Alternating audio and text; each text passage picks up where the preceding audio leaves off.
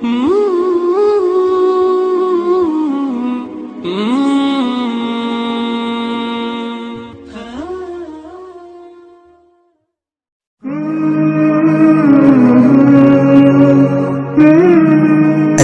عليكم ورحمة الله وبركاته. سو دواada daawadayaasheena qiimaha badan ee inuu xiran kanaalkeena umada ee YouTube. Dadku cusubta daawade nagu soo biir adigoo taawanaya calaamadda subscribe kadibna furo gambaleelka si ay ku soo gaaraan muuqaalada waxtarka leh ee lagu baahiyay kanaalka. Ana ka ilmaamin qisadeena maanta hadii ku cajiib geliso inaad like saartid. Maasanid aynu gudgalno muuqaalkeena maanta. Tani waa faras ku caliqmatay yacni ku xaniban meel la yaab leh inta u dhaxaysa dhagaxinta iyo darbiga gurigaani oo ka samaysan alwaax. waxay ku jirtay ciriiri waqti dheer ayadoo isku dayaysa inay ka baxsato ciriirigan ay ku xaniban tahay. waxaana adag in la qiyaaso sidee u imaatay faraska meeshan iyo sidee ugu caliqantay meeshan. faraska waxay ahayd in badan mid rarafanaysa sidee uu baxsan lahayd ciriirigaani, laakiin sidee u rarafanaysay korka ayaa ka diirmay. waxaa laga maamaan ah inay dadka caawiyaan. daawadayaal aan idin sheego si faraskani meesha uu xanibatay. faraskan wuu iska daaqayay kabacdi meesha ayuu ku kufay oo meesha ayuu ku dhacay.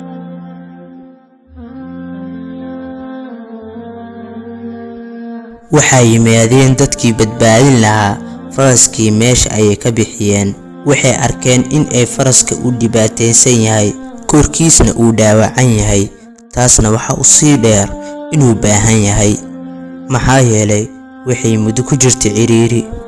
kabacdina waxaa loo keenay tubadii biyaha si ay u cabto. waxaana loo wacay dad la tacaamula dhacdooyinkan oo kale maxaa yeelay oo kama haystaan qalab ay kula tacaamulaan faraska miskiinka ah. waxay yimaadeen kuwii loo wacay waxayna bilaabeen inay daaweeyaan faraskii.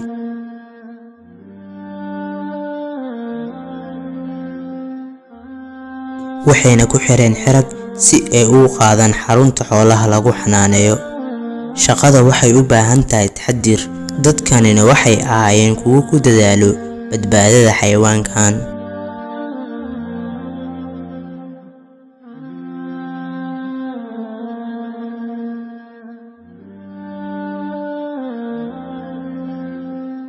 waxayna keeneen goobtii iyagoo si tartiib dhulka u dhigay. markaas waxa ay bilaabeen inay sii caawiyaan oo la tacaamulaan faraskii miskiinka ah iyagoo taxadirayo. digtoorka xayawaanada waxa uu sheegay inay faraskan weyday awoodeed in badan ay ku sugan tahay xaalad halis ah.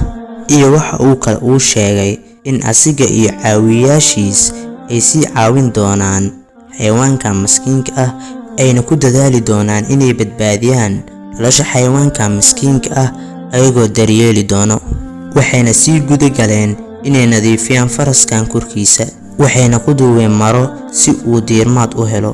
saacado kabacdi waxay ka qaadeen maradii waxayna arkeen inuu dhaqdhaqaaqayo qayb ka mid ah jirkiisa. kabacdi waxay isku dayeen inay kiciyaan faraskani laakiin ma awoodo faraska inuu kaco wuu dhacayaa.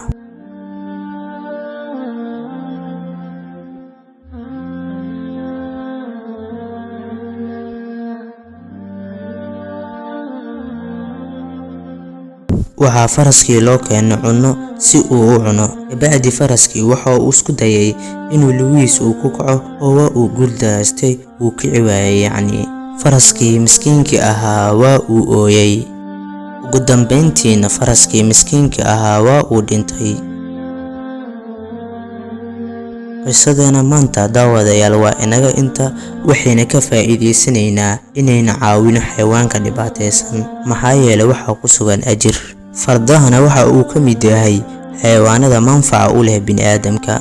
hadba daawade ha ka hilmaamin qisadeena maanta haddii ku cajiib geliso inaad like saartid oona la sii wadaagtid asxaabtaada. waxaan mar labaad xasuusinayaa asxaabta weli inagu soo biirin inay inagu soo biirto oo kanaalka ay rukuntaan. waad mahadsantihiin daawadayaasheena qiimaha badan ee soo gaaray bardhamaadka muuqaalkeena maanta. waxaan idinkaga tegaynaa sidaas iyo amaano Allah. السلام عليكم ورحمة الله وبركاته.